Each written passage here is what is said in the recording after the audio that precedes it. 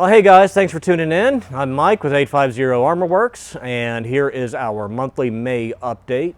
I'm going to be going over several of the things that we've announced previously on our Armor Bites podcast, projects we have in the works, customer updates, and just general shop shenanigans. So you'll see a lot of cut-ins with things that we're talking about here.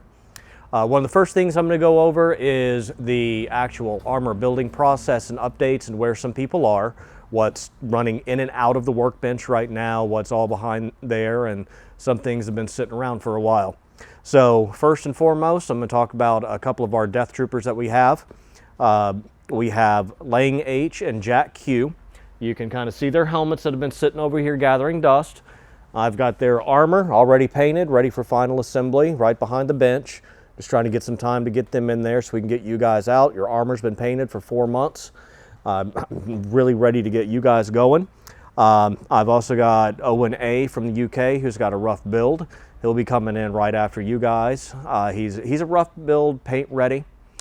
He's strapped, ready to go. He just has, by the time he gets his armor, he has to do all the painting and updating. You know, you ordered in September. We got that 6 to 12 month lead time, so we're getting you going.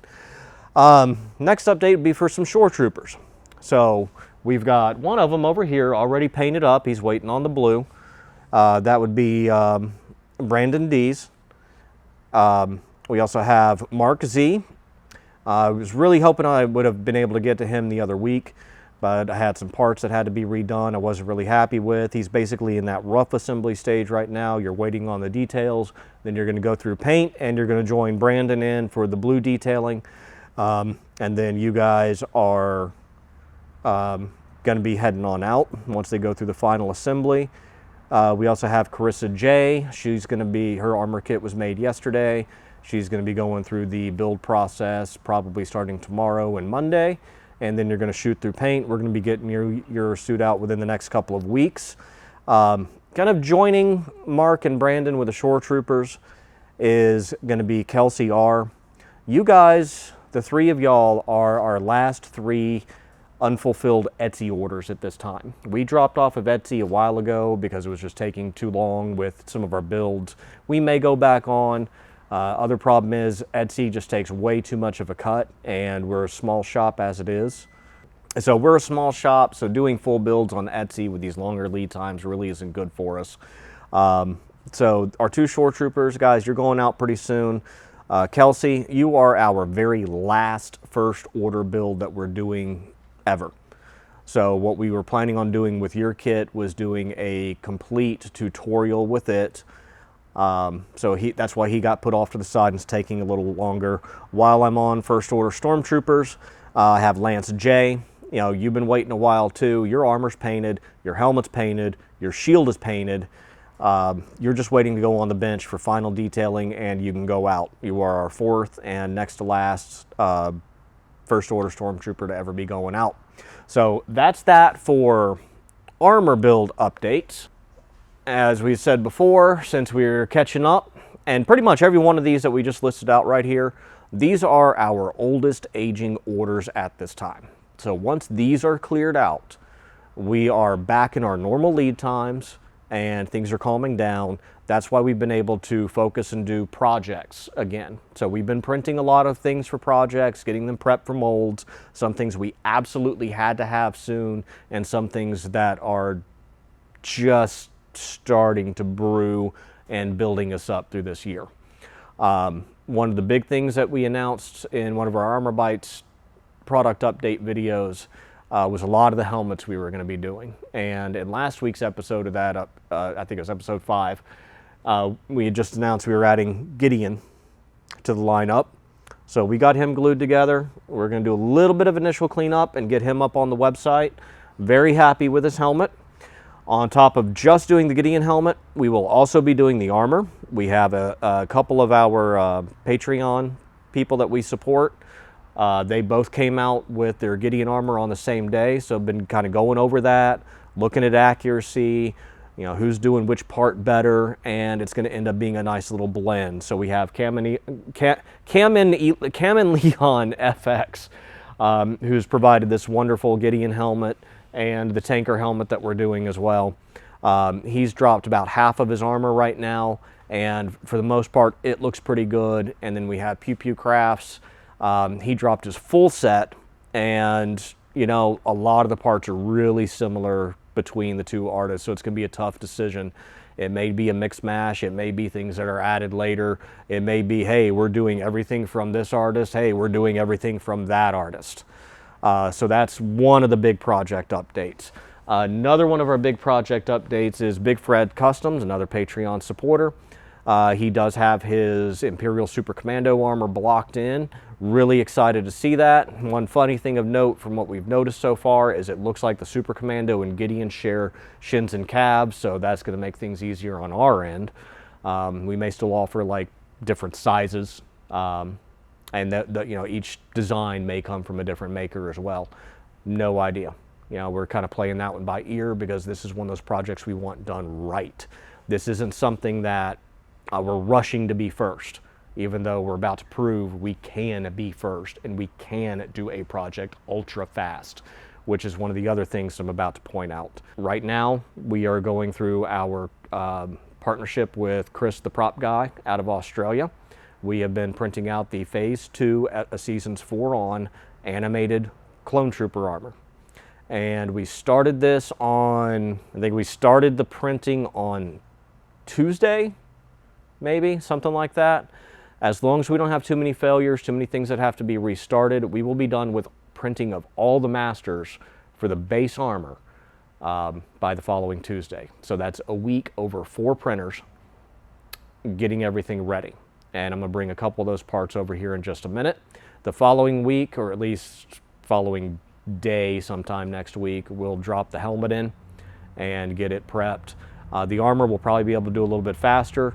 The helmet, the molds take a little bit longer to make, so we'll take care of that in a bit. I'm going to grab some of the printed parts we have so far and let y'all have a look at them real quick because there's lots more coming. So here's one of the first pieces we got going. We wanted to start with the chest and the back, so we had a good idea of what we were looking at. And you know, I'm not a little guy. I wear a size 46 to 48 jacket, so I've got a pretty big chest, and we trusted Chris's scaling on it. He scaled everything for somebody about 5'10", average weight, so probably about 190 pounds. And as far as, you know, the chest and the back goes, this works great on me. You know, I'm 6'2", 240 pounds. I'm not little by any means whatsoever. So I'm really enjoying the way this chest looks, the way it works. This is one of the first ones we're setting up into a production mold. So I'm not a big fan of animated armor personally, but I do like the way this feels and the ease of assembly you have over a realistic clone. We are putting some adaptability features into all of this. So the abdomen, here's at least the front of the abdomen. So we're going to have a front, we're going to have a rear, and we're going to have some side connectors. The side connectors will be for expandability. Now, I can't stretch this too much over my gut, but I can make it work. Just like this. So this is about how we're going to look, and I'm absolutely in love with the detail that Chris has on these parts. We just hammered out a little bit more of a deal on other things that we're going to be working together on, and we're really excited about what we have going here. I'll set these down, and let me show y'all a nice little feature added into the back. So we're going to have our usual accuracy pundits want to come in and say, oh, you're supposed to have details there. Well, we are supposed to have details there, and we are going to have details there. What we decided to do was go ahead and inset the details that are supposed to be there, so the details that do glue on top will be in a perfect uniform position every time you glue them in. These are just nice little additions that we do from all these years of experience. I'd love to put this on my back for you. I guess we'll, you can just see it from, just pretend this is my rear. You know, just really good sizing. Very happy with it. We have some other parts already ready to go and parts that are coming off our printers right now. You may not think too much progress has happened, but it actually has happened. It's going into its next stages right now, where we're reinforcing the inside, and we're going to start building all this up, and then we'll take it to final cleanup and get it into molds as quickly as we can. This is the first one that's getting molded, followed by the Shore Trooper helmet and then the Gideon helmet, and we'll see where we are on the Super Commando and other Mandalorian helmet projects right after that. So this is another nice one too. This is about 2 years in the making. Ian Fletcher of Nerd Forge Designs designed this chest and the back system for the Mud Trooper, ICAT Juggernaut Driver, Aldani Trooper, Ferrix Trooper, you know, every Imperial Army Trooper that we have out there. And this new chest incorporates perfectly with our back system. And that was the main thing that we had designed a couple of years ago, was that multi-part back. And then we designed this chest on top of it to fit. We moved on and got the Shore Trooper done, but never had a chance to print this out. With those new amazing printers, we were able to get the master printed basically overnight, everything glued together the next day, and then we got it set up for a mold about a week or two later after that. We have some footage we're cutting in here showing the first vac form test pulls and the very first set that's going out to one of our clients for a Mimban officer.